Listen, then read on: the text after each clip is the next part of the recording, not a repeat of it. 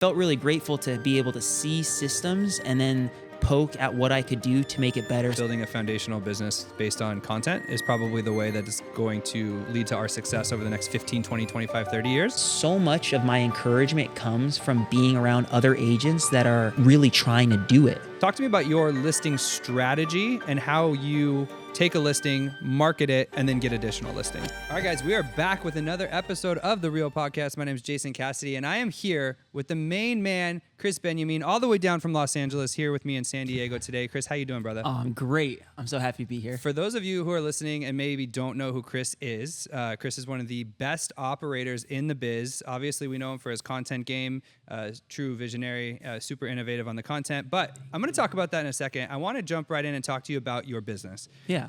So we can obviously intro a little bit about you. Where do you work? Where do you serve? And tell me about your team and your setup. Yes.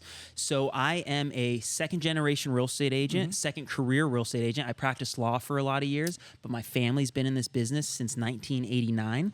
So it felt like only a matter of time till I got into this. I got licensed and started selling in 2018.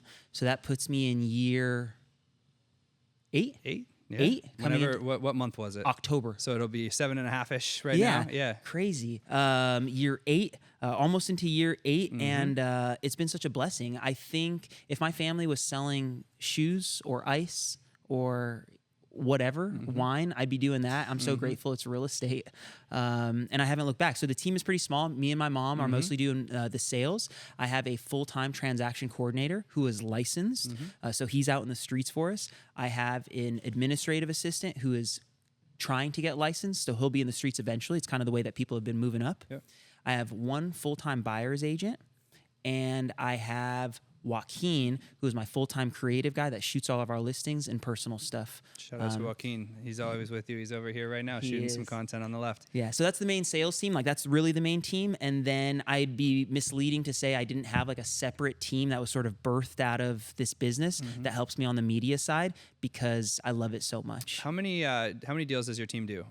Last year we did 70 deals, just under 50 million in volume. Yeah, in the greater LA County area. Yeah, so my office is in Southeast LA, Norwalk, but because so much of the business is referral based, which I'm very grateful for, sphere of influence based, we're selling in Orange County, LA, and dabble a little bit here in San Diego. But my main market's LA and Orange County. So I just wanted to obviously lay that foundation because if you're listening to the show and maybe you do know him through the content game, there's a lot more to it. This is a full-fledged elite agent team here as well. And you guys are at a local, it's like an indie brokerage? Yeah. So my mom back in the day was Century 21 for a lot of years. Yeah. I know that's where she got her training, and she was Centurion for a long time.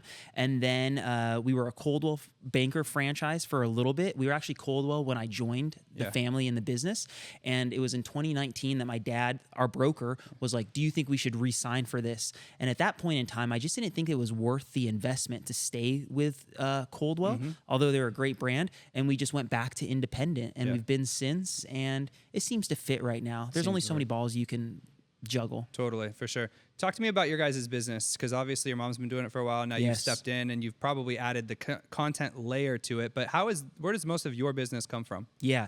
So in 2025, of the 70 transactions, 15 were agent-to-agent referrals. I want to say 42 were sphere of influence, like friends of people that we knew. So the bulk of the business is still coming from people that know us, like us, trust us, which I think is probably most real estate agents. You know, a small portion of my business are cold Instagram DMs, cold leads sort of thing. And that's the way that I like it. I feel very privileged to have stepped into a machine that was already operating by joining my mom. I think there's a lot of focus on splits, on what am I getting, how much this and that, when people don't recognize how much there is to learn. So for me, it was really important to have a great mentor, and that's ultimately like why I took this jump. So I felt really grateful to be able to see systems and then poke at what I could do to make it better. So in the beginning, I was really in the field every single day showing houses for her. I was making phone calls, but I was really like a showing agent just in the trenches, and I loved it. To be honest, the content was really good back then because I was like filming everything and I was just in the field all the time. Now it's like if I'm behind the desk, it's just different when you're not in the streets every single day. Totally. So fast forward a few years into this, I think I have more trust or more experience seeing where deals come from. I'm really big on auditing the systems in the business so that we can just double down on what already works. So I want to say last year we had the goal of 12 client events, one every single month. Let's go. Yeah, it was a huge goal and we fell short. Yeah. I think we had 8 client events. It's still pretty good. It's still pretty good. Shooting for the moon and or shoot for the stars, hit the moon, or whatever that saying is. Exactly. It's still pretty good landing plot. I think that's like the dope thing about being around people functioning at a high level is that when you fall short, you're still doing pretty good. But, you're not competing against anybody else. It's just sort of like how resilient you become. So I feel grateful that as we push further and further, even when I fall, it's not too bad. But where I was going with the client events and thinking about what to invest in the business is I see that business comes from our clients. Mm-hmm. So when I see that we get production from spending money on our people, but we didn't get any production from spending money on, I'm trying to think what was like stupid last year. We didn't run many Google PPC ads. I'm not saying those are stupid. Totally. I'm saying I don't have the machine for it. Yep. So when I saw the little investment in like certain Google PPC ads versus let's just spend $10,000 more on a client event. Totally. So I think that's what I'm liking about the business so much, but it also gives me some angst, right? Because like I love the content. I want to build my business on the content, but at the same time I still need to put points on the board. Totally. So it's like doing what I need to do to sell houses while at the same time not letting go of what I need to do to build a business that I want. Yeah, I think you and I are probably aligned in the sense that building a foundational business based on content is probably the way that is going to lead to our success over the next 15, 20, 25, 30 years. But that being said, we got to pay the bills right now too. Correct. You know what I mean? So like there is a level of, are we holding our open houses and are we going to door knock the neighborhood and are we sending out mailers around our listings? Because a lot of that matters for now business. Right. Whereas the branding and the content sometimes could help us now, but oftentimes is building the business way later. Right. So talk to me, because one of the things that you do really, really well is you take advantage of your listings to get more listings, which is like old school Gary Keller 101. It's like listings to live and all this stuff. Talk to me about your listing strategy and how you take a listing, market it, and then get additional listings, because that's really good. So in the very beginning, when we weren't juggling too many listings, it felt easier to approach each one and just kind of fly with it, right? So it's like, oh, we got this listing. Joaquin, what are we going to do? And then separately, I'm with my mom, like, all right, what are we going to do on the not like sexy social media stuff? And then after you have a few listings or other things happening. And when I started doing this, I didn't have kids yet. So a lot of this is based on how my life has changed, right?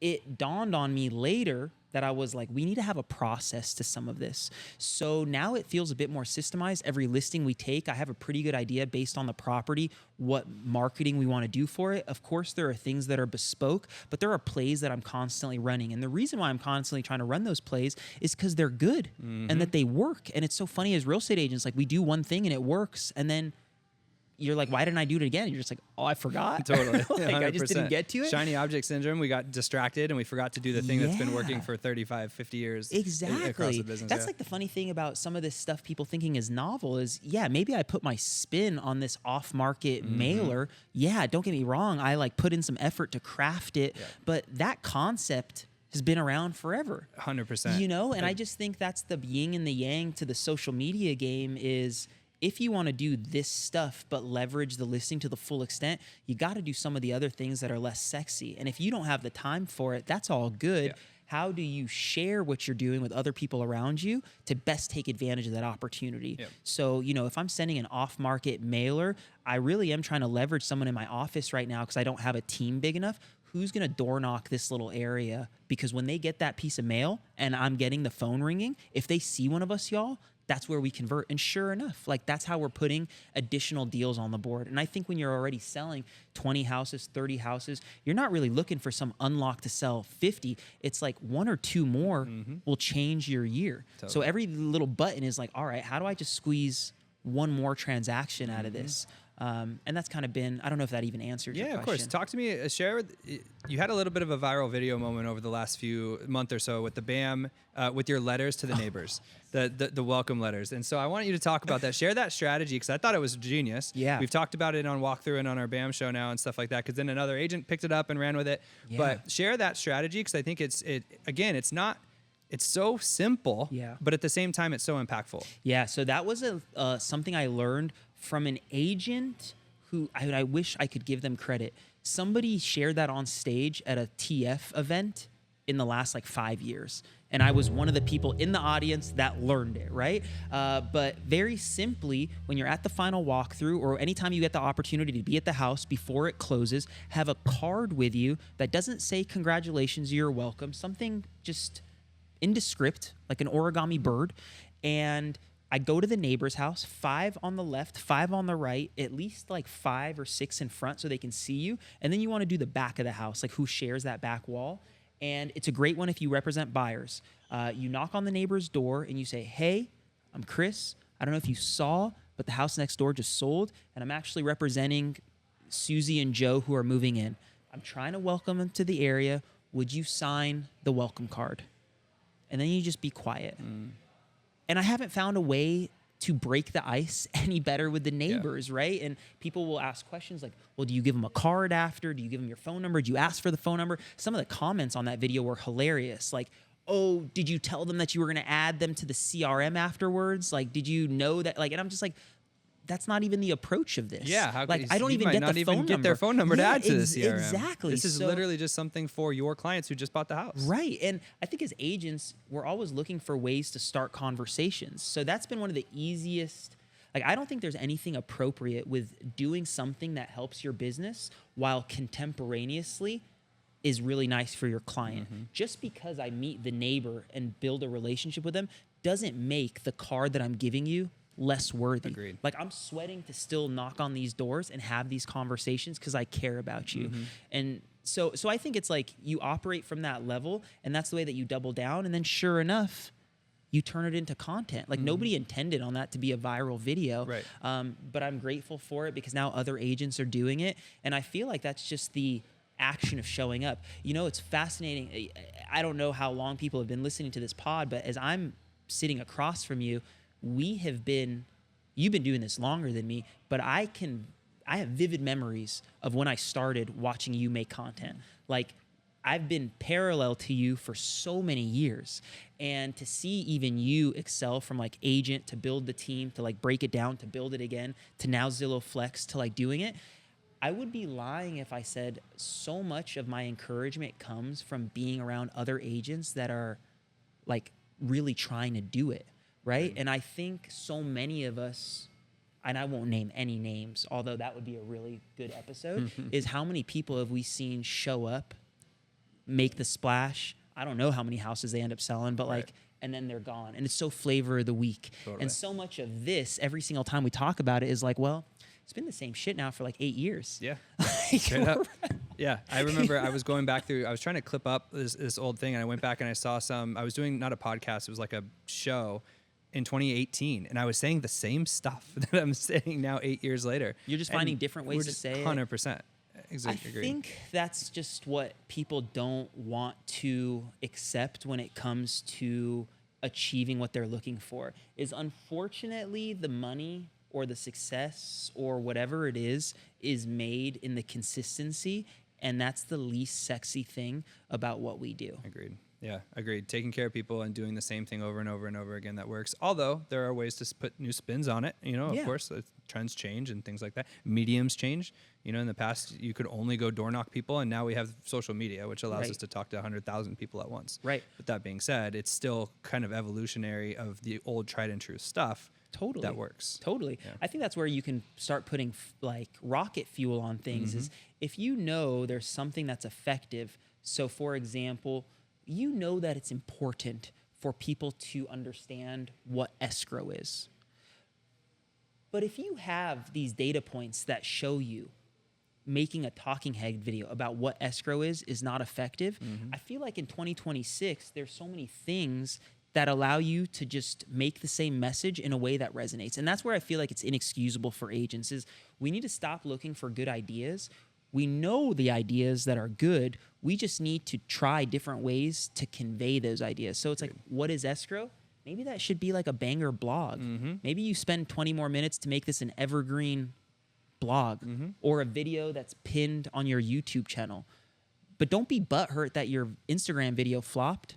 Correct. Be grateful the video flopped so you can figure out what to pivot to next. Agreed. You know, there's so much criticism of like, do I do this for my listing? Should I do that? And I feel like if you just do more and figure out what works and what doesn't work, you get there much faster. Agreed. And I think that's also from, I don't know if that's trust in the universe or operators build that resilience, but you know, I don't take more than 5 minutes to make certain decisions. And I'm not saying they're always good decisions, but frequently Joaquin will be like, should we do that font or that font? And I'm like, that font, go. Totally. Publish. Agreed. Like I can only make so many decisions today. Agreed. And I'm not going to waste it on that. Agreed. So if you get caught in the weeds for little things and you're not shooting enough shots, I truly feel like that's where your success comes from. I feel like that's where my success comes from is I'm Kobe in the gym shooting. Yeah. What is it? The professionals missed more shots than you've taken or whatever it is. Like, Dude, I'm missing so much. That's it. And it's it. But you've learned along the way. You trial and error, A/B test. Hey, that didn't work. Next time we'll do it a different way. And nobody remembers. Nobody cares. Nobody remembers. Nobody cares. Yeah. Nobody remembers. And the joke is only on you when you quit. Because like from my perspective right now, I'm on the road. And if I stop showing up, then maybe it looks like all of it was in vain or a waste. But I don't plan on not selling houses in 10 years, 15 years, 20 years. Like I'm so young, like I'm so hungry. So the joke is only on you when you quit. Yep. I think the joke is on everybody else because eventually it works. Like you can make shitty videos for a lot of years. It's gonna work. It's gonna work. It's gonna work. And it takes a lot longer. So I always say that too. It's like like the longer hockey stick of the graph. And it's like it might take you 5, 6, 7 years to establish that brand and then start to get agent to agent referrals and then it pops. And you could make more money initially cold calling for sale by owners or something like that. But if you hate it and you get out of the business, it wasn't worth it. So it might take a little bit longer to get started in the content game, but it's eventually going to be the foundation that you want to build your business on. Yeah. I think that's really hard for people is that trust in future business. I think that's unfortunately why agents have certain reputations. Like that's why successful agents never have commission breath. Or if you have that breath, you're not successful very long. Correct. Right? The consumer feels that. I think that's been interesting about the marketing and the content and the listings for me personally is if I trust, and I'm not trying to get so Tony Robbins, but if I trust myself as an individual to show up, what would I do or how would I operate my business if I knew I wouldn't fail? And I think that's a hard place to work from, especially as like a young man, as a father, as a business leader, like, you know, a business owner. Like you don't want to take anybody down the wrong path.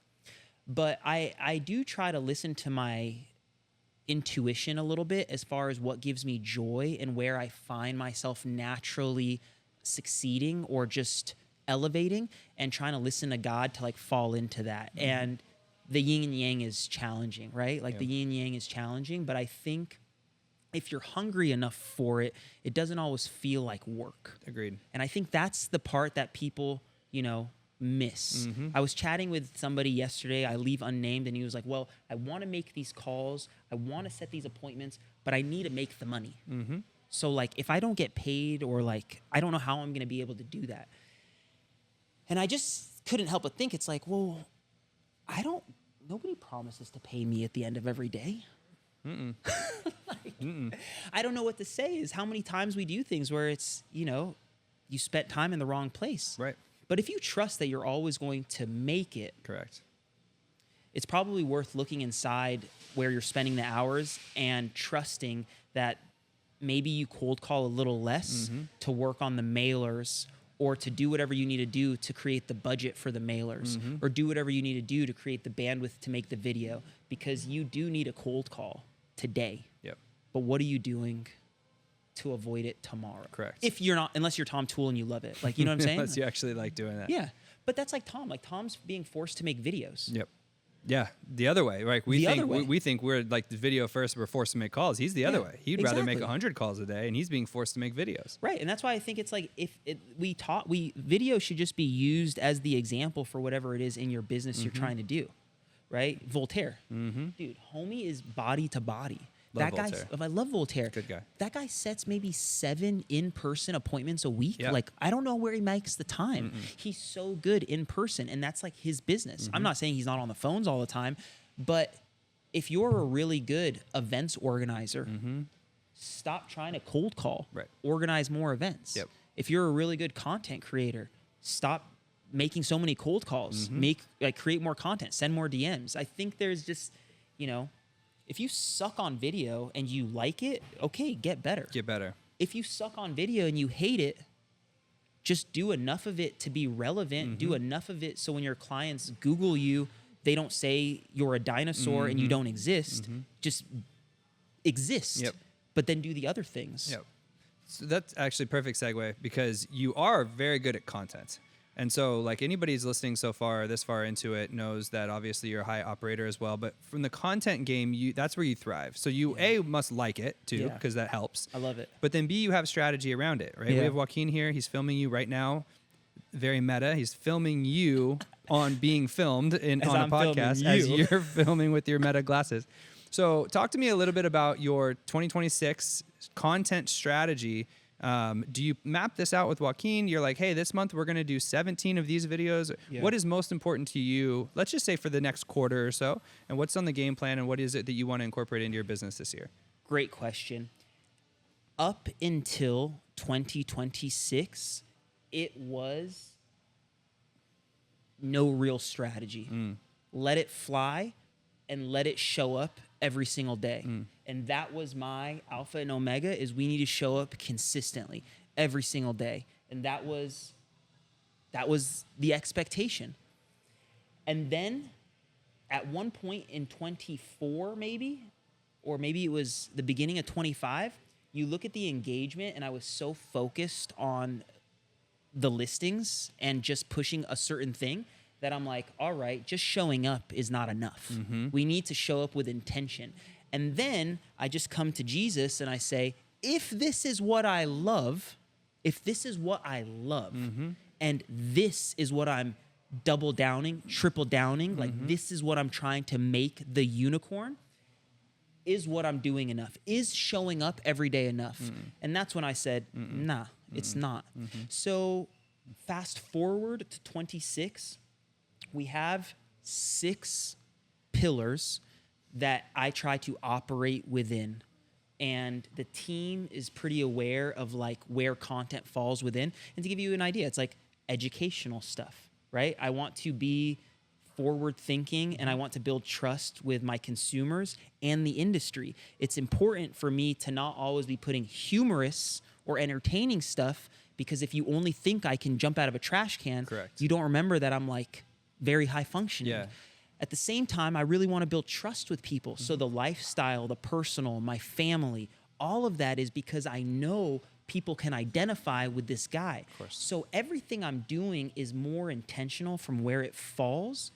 And I am putting in an exorbitant amount of time into it right now because the volume is there. Like we're publishing about 15 original, I think I just went over it, like it was it 22 last week? Like 15 feed reels and I think 7 carousels. So like 22 feed posts. Pieces of content. And not counting stories. Right. You're talking about Instagram specifically. You can They're repurpose all it getting across. syndicated. Yes, but they are But all when you say designed for 22, Instagram. Yep, yeah. that are You're getting not repurposed saying- in other places. You're not saying 7 pieces of content on 3 different mediums equals 21. No, You're I'm saying 22 unique pieces of and content. that doesn't include 4 emails that were drafted last week. Yep. That doesn't include the blog. That doesn't include any the of other that. lines of business. Correct. You're talking content. I'm just talking my digital marketing that I've been and it's a lot of work. But I'm really having fun. Yeah. And I don't know what else to say other than when we have these ideas, I get such joy thinking about how we can put a spin to connect with people.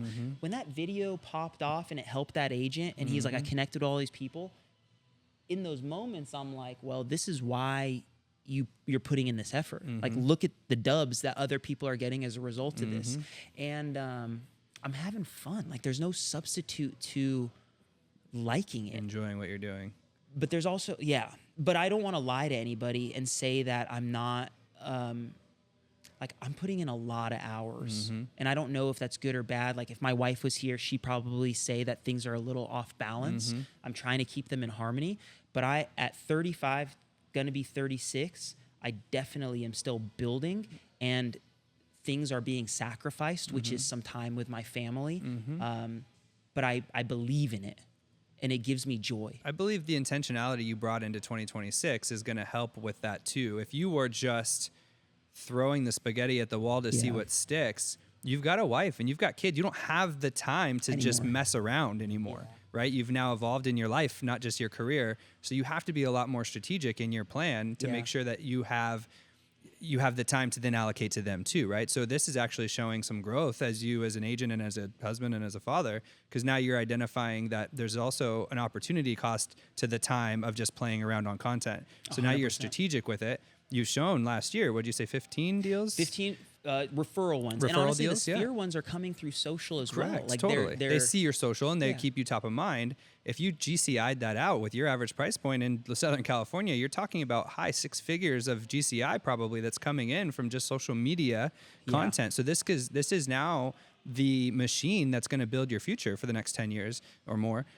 So you have to take it seriously. So having the strategy with Joaquin and with your team makes a lot more sense now. Yeah, and it's poking at other places in the business that I need to get better, because I am still hungry where I'm like, sign the deal. And I'm talking about, we were out in California City. I don't know if you know where that is, but that's like in the Mojave. And then you know where this is, but like we had one in Campo.